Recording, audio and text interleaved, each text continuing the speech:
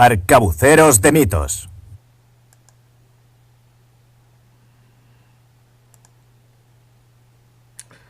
Buenas, bienvenidos a este primer vídeo de la serie en la que os vamos a explicar los pormenores de la conquista. Os dejamos a finales de 1517, principios de 1518, con el contexto de lo que sucedió con las expediciones anteriores, la expedición de Hernández de Córdoba y la expedición de Juan de Grijalva.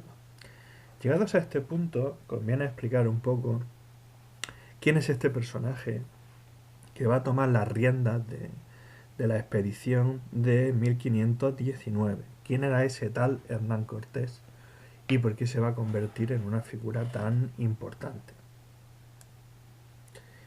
Hernán Cortés había nacido en 1485 en Medellín, hijo de Martín Cortés Monroy, que era un veterano de la Guerra Civil Castellana, y de Catalina Pizarro, por lo cual estaba emparentado con los Pizarro, que también van a ser un clan, una familia de conquistadores.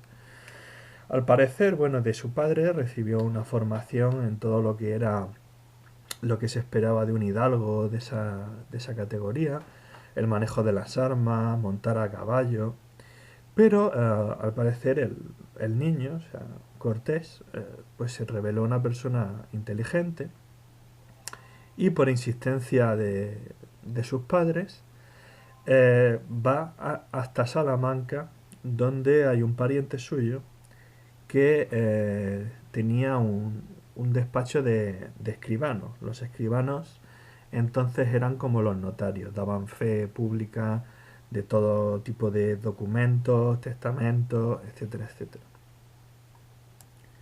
Por lo tanto tenemos a este joven Cortés, quinceañero, en Salamanca, que en ese momento era un centro importantísimo de lo que va a ser la Escuela Humanística Española.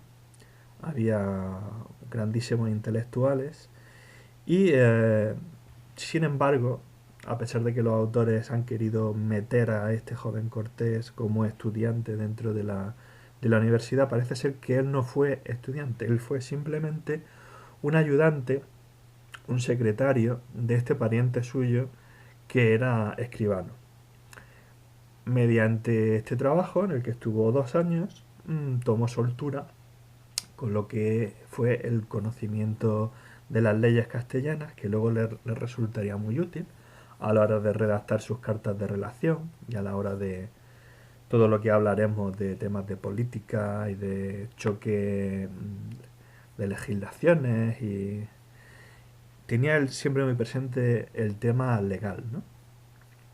Cosa que estaba muy enraizado en la cultura castellana desde la Edad Media, ¿no? La batalla legal era realmente la batalla en la que uno podía salir realmente victorioso y cuyo resultado era más definitivo, porque estaba avalado por las instituciones.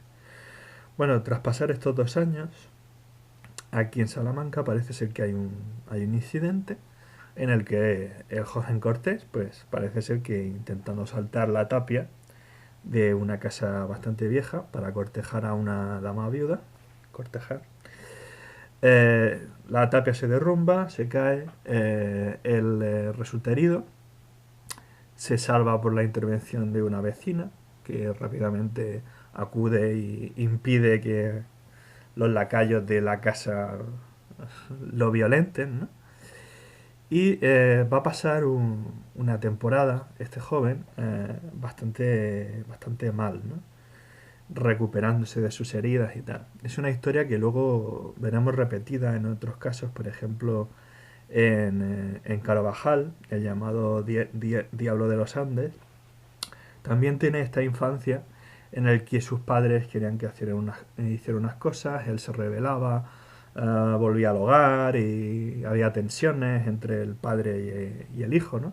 Y parece que esto es lo que sucede cuando Cortés, abandonando, digamos, esta carrera de letras, este oficio de secretario, se vuelve a su Medellín natal, ¿no? Y ahí pues obviamente sus padres no van a estar contentos con la decisión que ha tomado e intentan pues bueno que se vaya como otro hijo segundones de grandes casas y se quite de en medio pues haciendo lo típico, ¿no? Que eran las opciones de la carrera de los altares, meterse en el ejército o hacer las indias. En este caso él intenta primero meterse en el ejército, irse a Italia, donde todavía se peleaba contra los franceses. Hasta 1515 intentan los franceses recuperar Nápoles, que había tomado el gran capitán, pero al final se decanta por las Indias, porque bueno, se mete en el séquito de Nicolás de Obando y entonces parte definitivamente desde Sevilla, sus padres le pagan el pasaje y arriba a la isla de Santo Domingo. Como os explicamos en el vídeo anterior, se suponía que la isla de Santo Domingo era en ese momento la cabeza de las Indias, ¿sí? La capital, aquí es donde estaba el asiento de gobierno del virrey Diego Colón. Y es en este entorno en el que Hernán Cortés va a empezar a hacer su aparición, sus pinitos, como persona que había estado en contacto con el mundo judicial, con el mundo de las letras. Rápidamente se le va a querer poner a trabajar en este sentido, aunque él, bueno, intenta participar en la supresión de varias rebeliones que hay en ese momento en la isla de Santo Domingo, y finalmente termina en el séquito, ¿no? En la égida de un personaje que empieza a estar en alza en las Antillas en ese momento, que es Diego Velázquez. Aunque siempre se le conocerá por su pugna con Hernán Cortés en relación con los sucesos de la conquista, Diego Velázquez en aquella época era pues una personalidad muy importante en lo que era la administración colonial española, porque la situación en las Antillas iba a propiciar, como explicamos en el antiguo, en el último vídeo, la aparición, digamos, de unas personalidades que se van a convertir en una especie de jefes de zona o caciques y tal. Una de ellas es Francisco de Garay, que conquista Jamaica, y otra de ellas va a ser Diego Velázquez de Cuéllar, que a partir de 1512 va a afianzar la conquista de la isla de Cuba, que ya había empezado de forma muy tímida, pero él la va a apuntalar y lo va a hacer con ayuda de una serie de jóvenes conquistadores que van a ser sus capitanes, gente que estaba con ansia de conseguir esos repartos de tierras que, como explicamos en el otro vídeo, eran frecuentes ya en Santo Domingo, y van a formar parte de la corte de este personaje, un personaje que ambiciona el título de adelantado, un título que le permitiría en lo sucesivo mandar expediciones de exploración y de rescate, pero no de poblamiento. Por lo cual, una vez conquistada Cuba, de lo cual no hablaremos en este vídeo porque bueno, escapa un poco la conquista de México, aunque es un proceso también muy interesante, muy largo. Luego hay una serie de revueltas, como por ejemplo la de Hathaway, ¿no? Y es un proceso largo que cuesta, en el que este Diego Velázquez de Cuéllar va a ir fundando una serie de villas a lo largo y ancho de la isla, como por ejemplo Santiago, como por ejemplo Trinidad, etcétera, ¿no?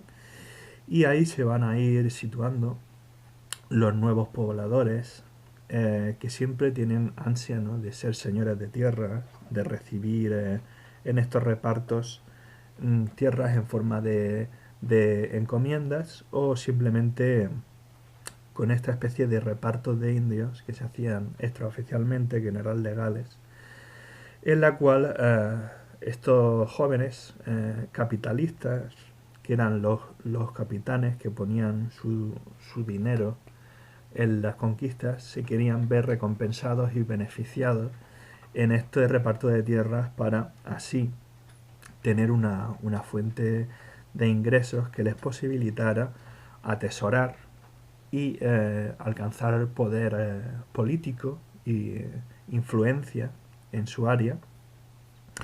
Y bueno, en el caso de Diego Velázquez vemos que bueno, tiene una corte muy nutrida de lo que eran una serie de conquistadores jóvenes, gente que, por ejemplo, en este momento tenemos en el continente a Pedro Arias Dávila, y tenía el mismo problema. Pedro Arias Dávila era un hombre de una generación anterior, era un hombre más ordenancista, tenía una concepción más férrea de lo que era el poder personal en las Indias, y jóvenes conquistadores como Balboa van a querer separarse de estos personajes, porque lo que hacen es que les constreñen, ¿no? Les impiden desarrollar sus propias exploraciones, les impiden avanzar tanto como ellos quisieran, tomar posesión de nuevas tierras, desvincularse de la égida de estos gobernadores, ¿no? Que en el caso de Pedro de Ávila, tanto como en el caso de Diego Velázquez, pues van a tener un carácter muy personalista, que estos conquistadores van a conceptualizar como una personalidad tiránica. Porque, bueno, esta gente estaba allí para ganar, digamos, fama, gloria, dinero, ser señores de tierras, era su principal objetivo. Y estos personajes van a tener un control muy férreo de lo que es la redistribución de las riquezas de los territorios que se van a conquistar. Por lo cual, estos jóvenes conquistadores pues siempre se van a sentir un poco agraviados, ¿no? Y en el momento que reciben prebendas de estos gobernadores, reciben tierras y tal, lo que van a hacer es atesorar el mayor número posible de riquezas para luego reinvertirlas en una expedición que partiera desde esa reciente conquista y les posibilitara a ellos ser, digamos, los capitanes, los adalides de una nueva expedición de poblamiento y conquista. Así pues, tenemos esta situación, ¿no? A finales del año 1518, en el que regresa la expedición de Juan de Grijalva, que ha vuelto entre enero-marzo de 1518. Se ha constatado mediante la misma la existencia de un poderoso imperio que ha hecho una serie de regalos, ¿no? En el límite de la exploración de esta expedición. Se ha constatado la forma, ¿no? de lo que es el Golfo de México, y los capitanes, después de deliberar y tal, con Velázquez pues llegan a la conclusión de que hay que dar un paso más, porque Velázquez al parecer estaba descontento con Grijalva, porque a pesar de que en sus instrucciones le decía que no podía fundar ninguna villa en las nuevas tierras, ya que de ley no podía, al ser él simplemente un adelantado y no tener esta atribución de gobernador que estaba queriendo conseguir desde la corte, pues decide que el capitán que va a liderar su tercera expedición va a ser Cortés. ¿Por qué? Bueno, ya sabemos que Cortés pues tiene un trasfondo de conocimiento de la ley, de conocimiento de las instituciones castellanas, y durante toda esta etapa de la conquista de Cuba él había destacado como un personaje que había resultado inteligente, que había resultado arrojado a la hora de afrontar desafíos, ¿no? Y en general era un personaje que Velázquez en ese momento creía tener más atado en corto, pero que podía tener la suficiente iniciativa una vez puesto, digamos, desembarcado, ¿no? Para hacerse el sueco. ¿Por qué hacerse el sueco? Bueno, durante toda la conquista y posteriormente hubo un pleito entre Velázquez y Cortés, en el que Velázquez dijo que, bueno, Cortés se había extralimitado a la hora de interpretar sus instrucciones. Esto simplemente era una pugna porque obviamente Velázquez lo que deseaba era un reconocimiento, un respaldo de la expedición, de modo que el fruto de la misma redundara en su beneficio personal. ¿Por qué? Bueno, estamos viendo que mientras se dan los primeros pasos para preparar la expedición de Cortés, es Velázquez quien manda a España una serie de misivas, de notificaciones, intentando que la corona sancionara la expedición, lo cual finalmente hizo en diciembre de 1518 y también consiguiendo eh, el título que tanto ansiaba. Y mientras tanto, llegaba esa respuesta de la corte española, intentaba frenar al Cortés, porque las capitulaciones que firman en el 23 de octubre de 1518 en realidad son una especie de solución de compromiso mediante la cual se permite el armado de la expedición. Pero realmente Velázquez lo que deseaba, lo que quería, era posponer la partida de la expedición hasta que tuviera los poderes suficientes como para hacer unas nuevas ordenanzas que fueran más en su beneficio y que fueran más determinantes a la hora de estipular lo que se podía hacer en las nuevas tierras. No obstante, la suerte ya está echada. Y todos estos capitanes que se habían convertido en plantadores, en personajes muy importantes y acaudalados en la isla de Cuba, también descontentos por el gobierno de Velázquez en su mayor parte, aunque entre ellos había adeptos a su causa, son los que ponen dinero, son los que ponen barcos para esta expedición. Y obviamente esta serie de personajes estaban en connivencia con Cortés, que en este momento se empieza a erigir como un personaje político muy importante, con capacidad de atraerse a sus partidarios, pero también a sus detractores, lo cual va a ser una constante durante toda la conquista y algo realmente muy interesante. Hay un asunto fundamental del que hay que hablar cuando se refiere a las ordenanzas, a las instrucciones que Diego Velázquez da a Hernán Cortés antes de su partida. Bueno, recordemos que entre los dos personajes había existido una serie de fricciones, ¿no? Que bueno, se había intentado soslayar metiendo en un momento determinado a Cortés prisionero, hasta que jura que no va a volver a levantarse frente a Velázquez. Y de hecho se apalabra el matrimonio de Cortés con Catalina Juárez. Está mal dicho, se ha dicho que era una pariente de Velázquez, pero no era una pariente de Velázquez, sino que era la hija de un gran plantador de la isla, que sí era un personaje que estaba en la influencia de Velázquez. Para que nos hagamos una idea de cómo funcionaban las cosas en la isla y tal, lo que la documentación nos dice, en todo momento, lo que nos dicen las crónicas, es que todo el mundo era sobrino de Velázquez. O sea, Caterina Juárez era sobrina de Velázquez. Mentira. Grijalva era sobrino de Velázquez. Mentira. ¿Esto qué nos quiere decir? Y bueno, que un poco como si esto fuera una mafia, ¿no? Diego Velázquez manejaba los asuntos de la isla de una manera familiar. Entonces, estos jóvenes capitanes para él eran como sus jóvenes sobrinos. Y entonces nos podemos imaginar que por lo tanto él los apadrinaba graciosamente y les daba regalos y les daba estas concesiones de tierras y tal.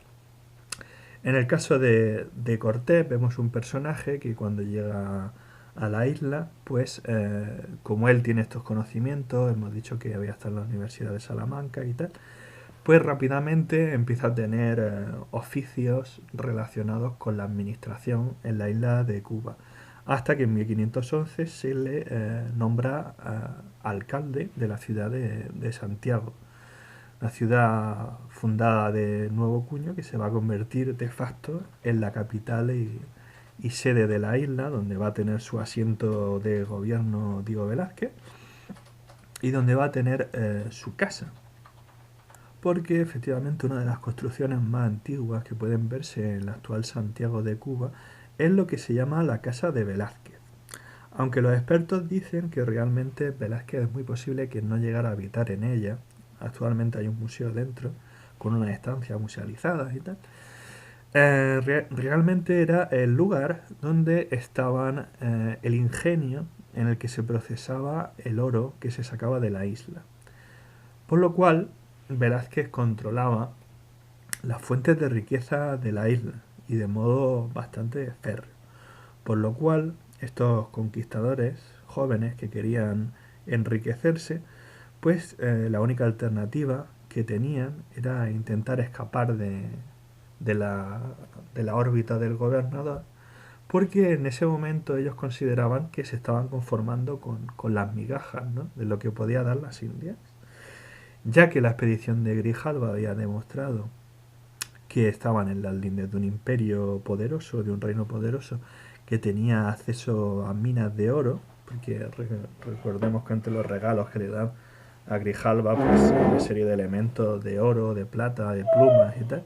Y esto obviamente despertó la codicia de todos estos conquistadores, incluyendo Velázquez, que es el que posibilita la expedición.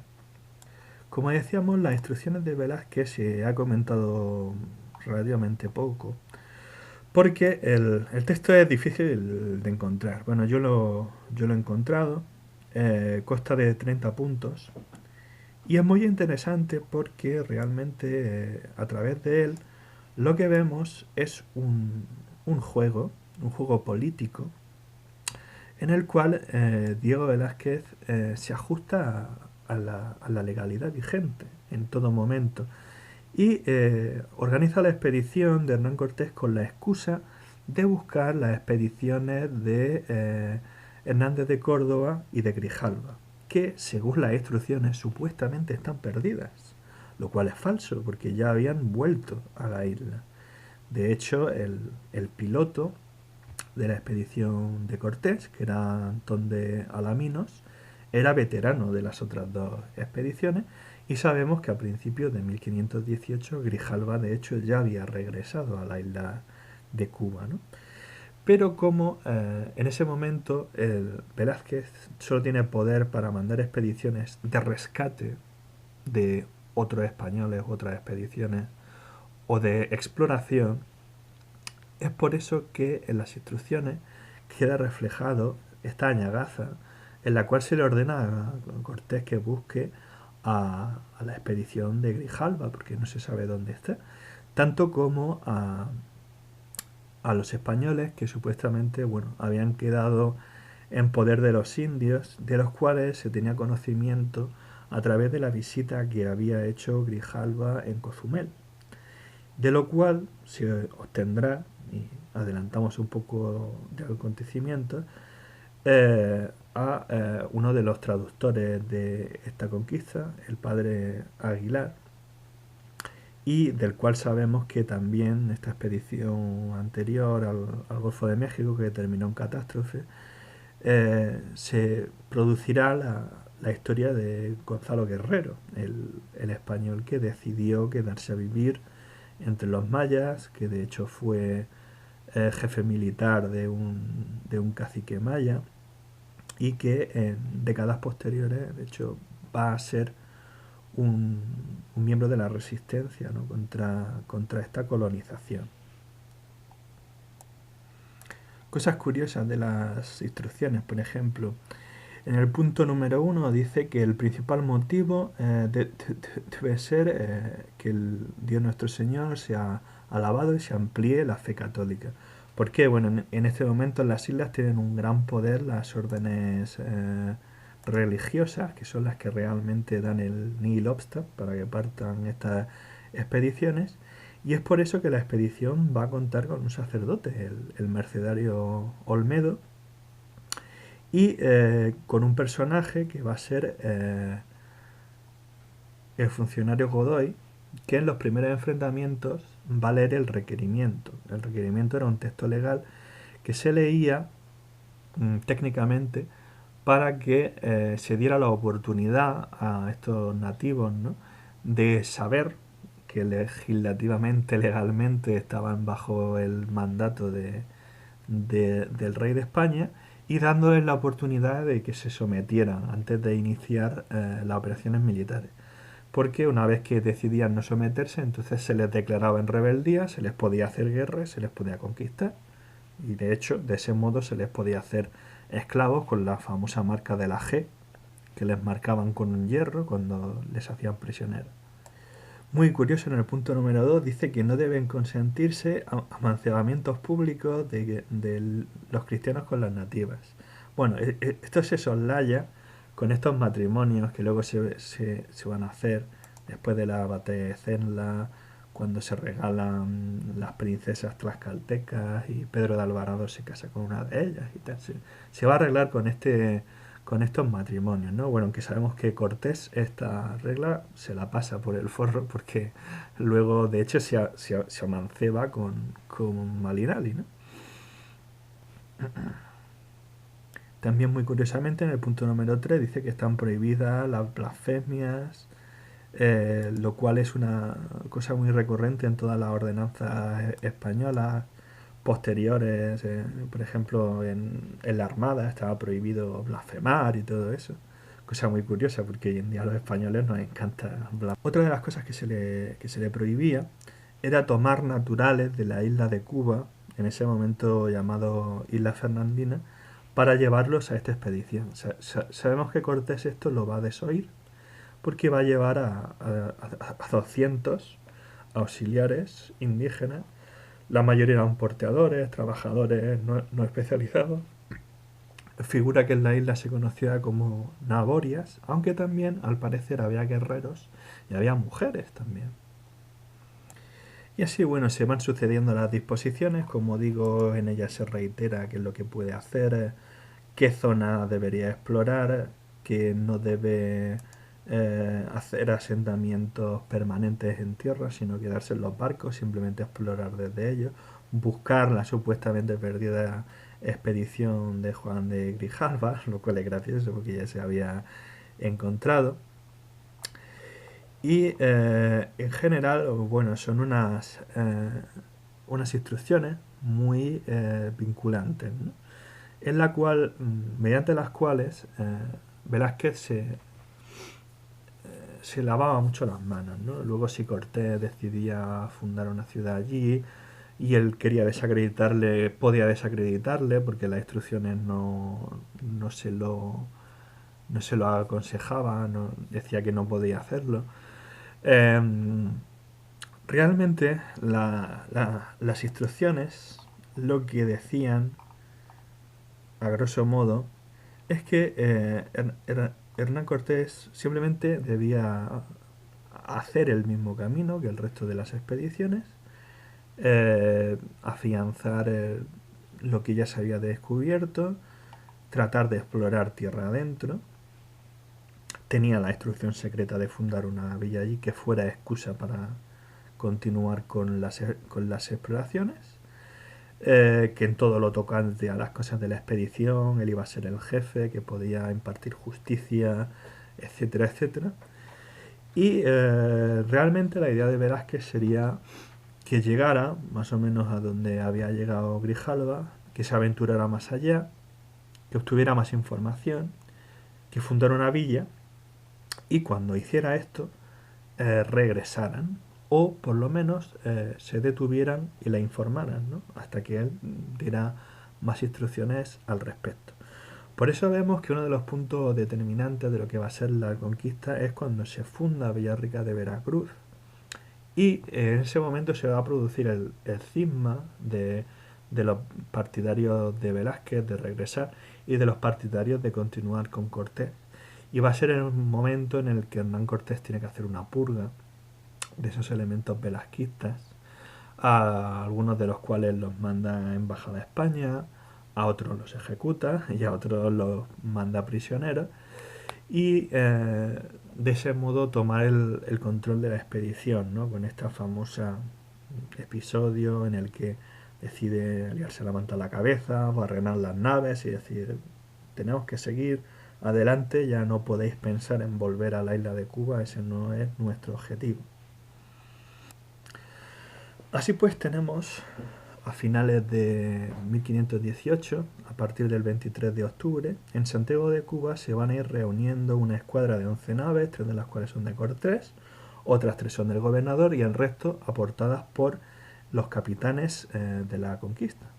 Estos capitanes van a ser personajes jóvenes e impetuosos como Pedro de Alvarado, conquistadores como Alonso de Ávila, Portocarrero, Diego de Ordaz, que luego citaremos mucho, Francisco de Montejo, que ya había participado en las expediciones anteriores, Francisco de Mola, Francisco de Saucedo, Juan de Escalante, que es el personaje que se va a dejar luego en Villarrica de Veracruz, Juan Velázquez de León, que era un pariente, este sí, acreditado de Velázquez, Cristóbal de Olid, va a ser un capitán muy importante durante la conquista, así como el joven Gonzalo de Sandoval, que va a ser una de las sorpresas, digamos, de esta expedición. El piloto, como hemos dicho antes, era Antón de Alaminos, el mismo que en las otras expediciones, repitió, y se le consideraba bueno, una persona muy diestra en el arte de la navegación.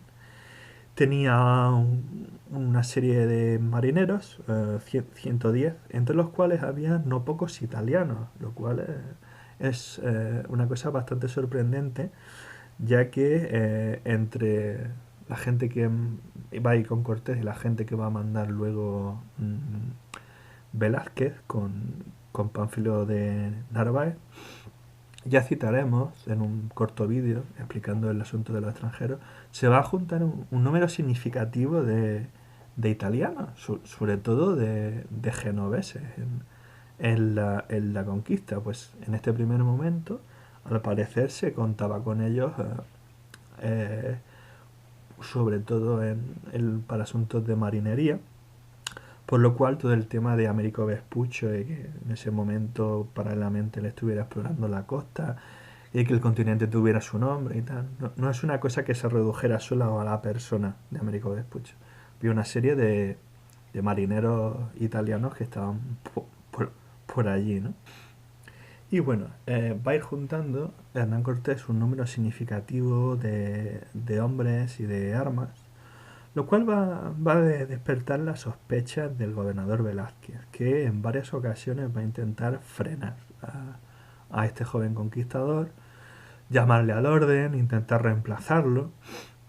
Uno de los momentos más sonados se va a producir en diciembre de 1518, en el que el gobernador se va a presentar allí, ¿no? Y en persona, y va a intentar echarle la bronca a Cortés. Y él se va a excusar diciendo, bueno, todo esto se había ordenado sin que supiéramos que vuestra excelencia tenía alguna queja.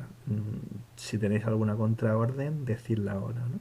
En ese momento Diego Velázquez decide callar porque ve que el personaje de Cortés está respaldado por los otros capitanes, por los otros figuras principales de la conquista, ve que se está convirtiendo en un personaje poderoso y decide transigir. Él se marcha, ¿no? Pero para evitar injerencias, lo que va a hacer Cortés es que va a desplazar el centro de operaciones y de reclutamiento fuera del alcance inmediato de Diego Velázquez. Entonces, en diciembre partirá desde el oriente de la isla, donde está Santiago de Cuba, hasta el occidente de la isla, cerca de donde hoy está La Habana, al puerto de la Trinidad, que había sido fundado en 1514 por el propio Velázquez. Es aquí en Trinidad donde Cortés intenta desesperadamente organizar la expedición ante un gobernador Velázquez que le va a empezar a negar los suministros y los insumos principales. Consiguió reclutar a un número nada desdeñable en aquel momento de, de infantes y de conquistadores, de gente de a pie, de españoles que deseaban participar en estas conquistas, ¿no? Hemos dicho esta cifra de marineros, 110 en los 11 buques de la expedición.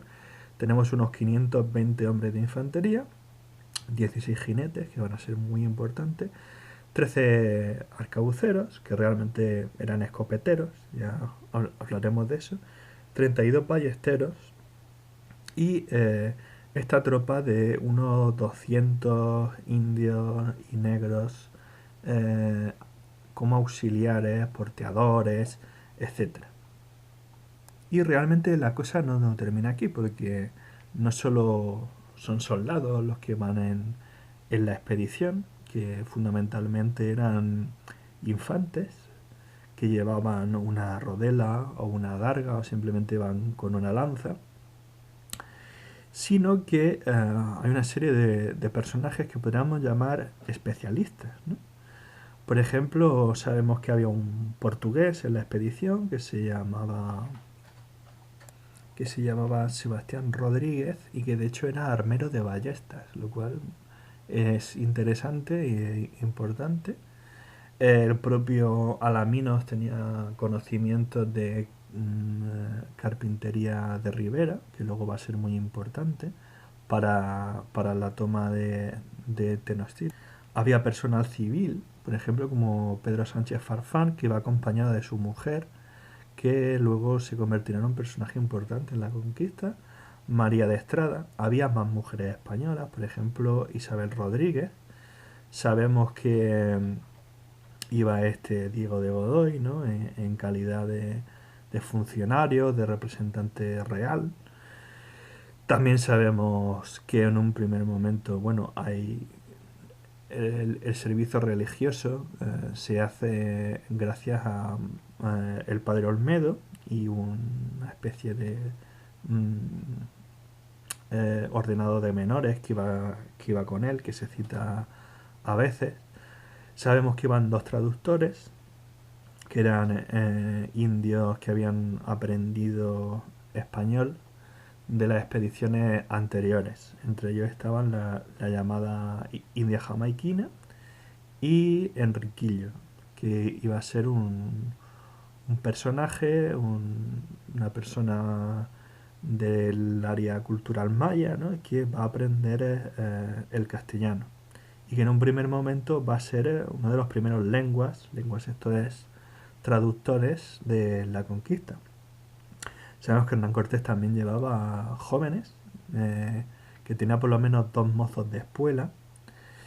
Sabemos que había también médicos en la expedición. Se citan a los barberos Murcia y Diego de Pedraza, a unos boticarios curanderos como por ejemplo Juan Catalán o el bachiller Escobar, y que había un solo médico titulado, lo cual en la época era perfectamente normal en un contexto militar, que se llamaba Cristóbal de Ojeda.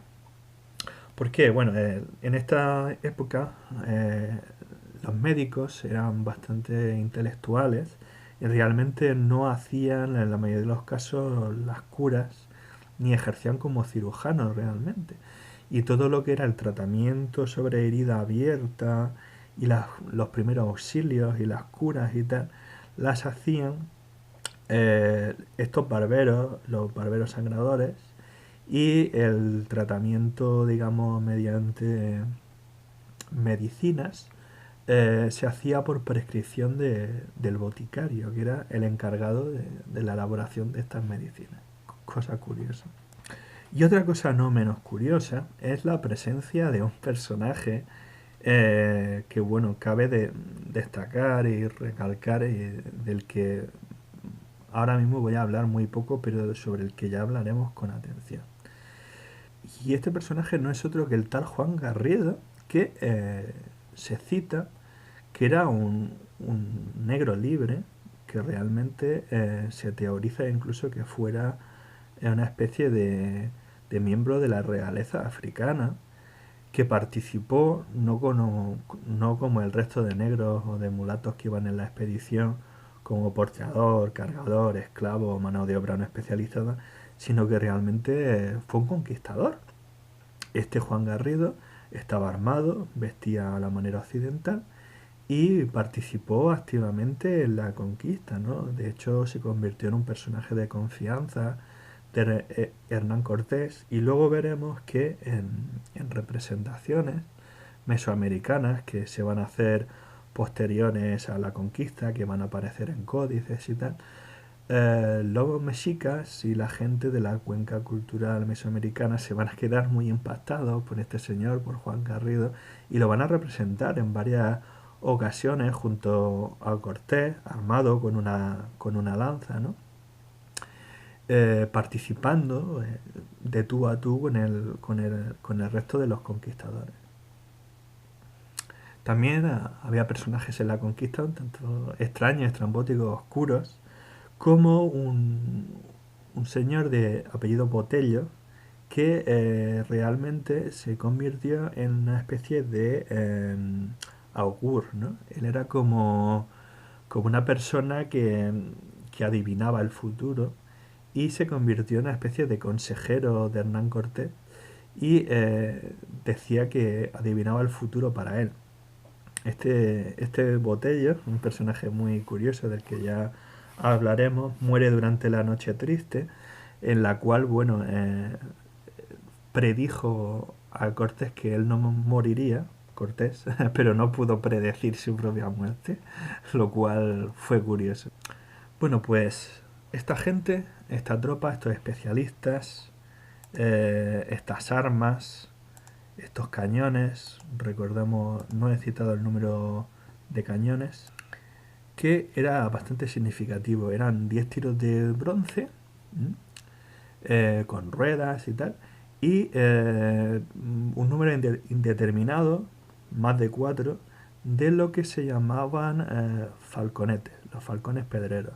Normalmente se ponían en las bordas de los buques para rechazar los abordajes, pero en este caso sabemos que cuando desembarcó en la zona de Veracruz, ordenó Cortés que se hicieran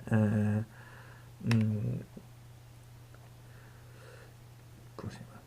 Que se hicieran tiros para todos estos cañones, para que pudieran ser usados en tierra y transportados en tierra ta también. Entonces, bueno, sabemos que la expedición durante estos meses, entre octubre de 1518 y febrero de 1519, aparte de reunir suministros, sobre todo era producto local, eh, pan de casabe y carne de cerdo, pues los cerdos se estaban multiplicando exponencialmente. En las Antillas había muchos colonos que vivían simplemente de la crianza de cerdos y de su venta a los expedicionarios y a la gente que iba a embarcarse, ¿no? De ahí vienen los famosos bucaneros, pero bueno, esa es otra historia de la que ya hablaré en otro vídeo. Y bueno, aparte del corte de estos insumos básicos por parte de Velázquez, suponemos que también cortó la llegada masiva de armamento, de munición, de pólvora, porque sabemos que, bueno, desde un primer momento Cortés va a tener problemas, que va a tener falta de pólvora en los grandes combates que va a tener, por ejemplo, en Tlaxcala. Y sabemos que la expedición, cuando se topa con los hombres de Narváez, no estaba tan fuertemente armada como luego van a estar los hombres de Narváez, ¿no? O sea, llevarían un número indeterminado de armaduras, cascos, espadas, etcétera, pero sin duda no llevarían el número necesario de repuestos para reponer las que se fueran gastando, las que se fueran rompiendo con el uso, con el tiempo. Sabemos que este problema lo tuvieron también con el calzado, que a su llegada a Tlaxcala ya prácticamente el calzado que llevaban desde la costa estaba muy mal. Les tuvieron que dar los tlaxcaltecas un montón de sandalias de las que usaban los mesoamericanos, porque ya en calzado estaban bastante mal. Sabemos que en la cuestión de la pólvora durante el avance hacia Tenochtitlán, bueno, tuvieron que mandar gente a los volcanes para intentar obtener materia prima para hacer pólvora, ¿no? Y en general, bueno, podemos tener una idea de que la expedición de Hernán Cortés estaba muy bien aprovisionada, pero realmente no estaba tan bien aprovisionada para lo que pretendió hacer en última instancia. Si se hubiera ceñido a las instrucciones del gobernador, de una exploración en la costa, como luego vemos que consiguen vencer en la batalla de Zendla y tal, no hubieran tenido mucho problema, porque realmente tenían suministros suficientes para ello, ¿no? Y gente y poder de fuego, etcétera, etcétera. Pero para acometer el avance, el, la exploración, lo que se va a convertir en la conquista de toda la cuenca cultural mesoamericana sujeta a la Triple Alianza y sus aliados y estados vasallos y tal, pues obviamente era una tropa insuficiente y que tenía un avituallamiento insuficiente. ¿Cómo se va a ir soslayando eso durante la conquista? Bueno, eso ya lo iremos explicando, ¿no? Bueno, pues llegamos a febrero de 1519, del cual se va a cumplir el mes que viene el 500 aniversario, cuando el día 22, ante la insistencia del gobernador Velázquez por mandar a otra persona para ya intentar definitivamente deponer a Hernán Cortés como líder de esta expedición, Cortés va a apresurar la partida de la expedición y va a partir desde el puerto de la Trinidad y va a iniciar los pasos que van a ser tendentes a la caída de Tenochtitlán y que en un primer momento le llevarán a deshacer el camino andado por la expedición de Juan Grijalva tocando tierra en la isla de Cozumel. Pero de eso ya os hablaremos en un vídeo posterior, en el mes de febrero, que es cuando se cumpla el 500 aniversario de ese efeméride.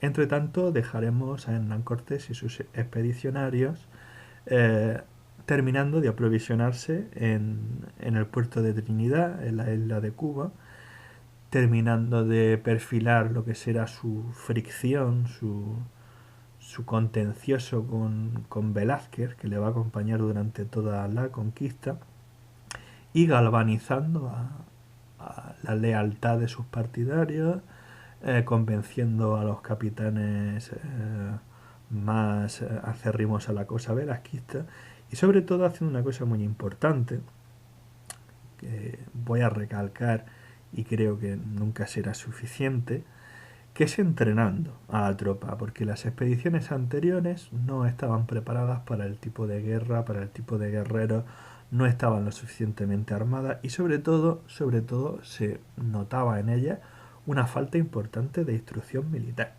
Sabemos que entre los hombres de Cortés había veteranos de la Guerra de Granada, de las campañas del Gran Capitán, en Italia, como por ejemplo el soldado Tobilla, el propio Ordaz era veterano.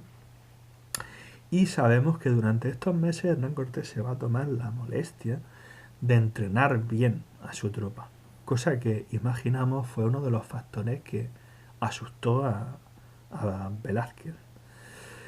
Y sabemos que los entrenó bien porque, como veremos en los próximos meses, enfrentados a los desafíos a los que tuvieron que enfrentarse durante sus primeros meses en la exploración de la costa del Yucatán, frente a tribus hostiles de la zona de Tabasco y sobre todo en la gran prueba que va a suponer el avance a través de Tlaxcala, pues crónicas como la de Bernal Díaz del Castillo nos informan de que los españoles conocían tácticas militares de carácter europeo, sabían formar en escuadrón, sabían cómo atacar con la artillería, cómo hacer buen uso de la arcabucería y de la ballestería, tenían buenas nociones de disciplina, avanzaban y retrocedían a paso de tambor, sabían hacer campamentos militares, etcétera, etcétera. Vemos una tropa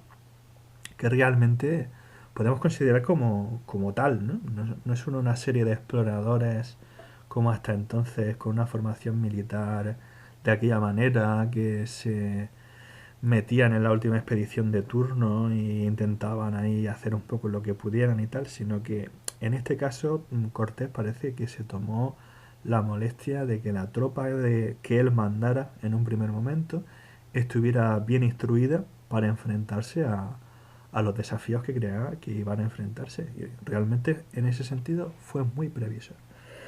Bueno, espero que os haya gustado este primer vídeo. Seguiremos hablando de la conquista paso a paso, desde la óptica de las fuentes españolas, tanto como desde la óptica mesoamericana, a través de crónicas como La visión de los vencidos, Sahagún, los anales de Tlatelolco, etcétera, etcétera, para aportaros esas dos visiones, 5 siglos después de lo que fue este episodio.